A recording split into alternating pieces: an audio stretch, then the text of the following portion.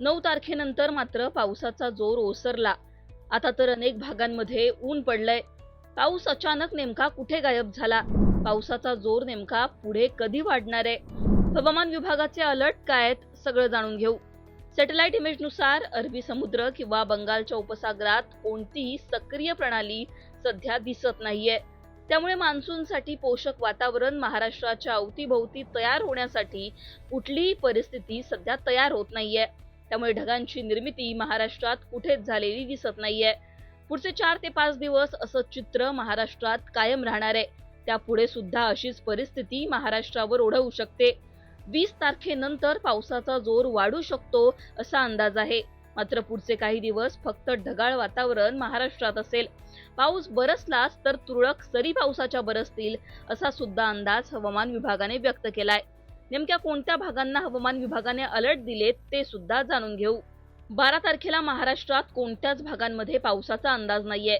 फक्त green alert देण्यात आलाय. म्हणजेच काय तर ढगाळ वातावरण असेल पण पाऊस कोणत्याच भागांमध्ये बरसणार नाहीये. 13 तारखेला सुद्धा अशीच परिस्थिती महाराष्ट्रात असेल. कोणत्याच भागांमध्ये पाऊस बरसणार नाहीये. 14 तारखेला फक्त हिंगोली आणि नांदेडमध्ये हलक्या पावसाच्या सरी बरसू शकतात. 15 तारखेला मात्र विदर्भामध्ये पावसासाठी येलो अलर्ट आहे. 15 तारखेला नागपूर, वर्धा, चंद्रपूर, गडचिरोली, गोंदिया, भंडारा या भागांना पावसाचा येलो अलर्ट देण्यात आलाय. या भागांमध्ये मुसळधार पाऊस होऊ शकतो. त्याचबरोबर नंदुरबार, धुळे, जळगाव, संभाजीनगर, जालना, परभणी, नांदेड, बीड, लातूर या भागांमध्ये हलक्या ते मध्यम स्वरूपाचा तुरळक ठिकाणी पाऊस होऊ शकतो. 16 तारखेला सुद्धा पावसाचा काही ठिकाणी येलो अलर्ट देण्यात आलाय. नागपूर, गडचिरोली, गोंदिया, भंडारा या भागांमध्ये पावसाचा येलो अलर्ट आहे. या भागांमध्ये मुसळधार पाऊस होऊ शकतो.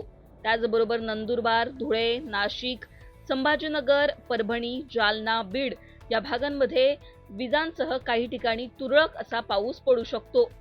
हा सगळा अंदाज पाहता पुढचे काही दिवस म्हणजेच 12, 13 आणि 14 तारखेला महाराष्ट्रात कुठेच पाऊस बरसणार नाही असं चित्र आहे.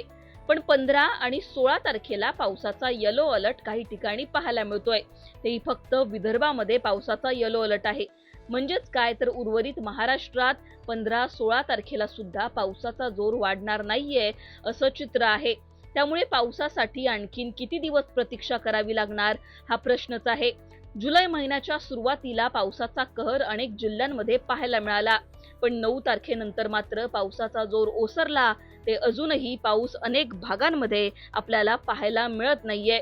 पावसाच्या हलक्या ते मध्यम सरी सुद्धा पाहायला मिळत नाहीयेत. त्यामुळे पाऊस नेमका मुसळधार कधी बरसणार हा प्रश्न सध्या शेतकरी सुद्धा विचारतायत.